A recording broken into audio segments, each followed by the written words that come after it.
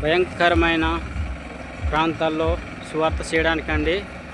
ఆటోలతో వర్షాల కాలం ఇబ్బంది పడుతూ దేవుని పరిచర్య కొరకు దేవుని సువార్త అందాలని ఆశతో ఇంత ప్రయాసం. దేవుడు ఈ సువార్తలో కూడా క్షేమముగా గ్రామాలకు చేర్చి ఆయన చిత్తంలో సువార్త జరిగించునుగాక. మీ అందరూ అనుదినం ప్రార్థన చేయాలని కోరుతున్నాం.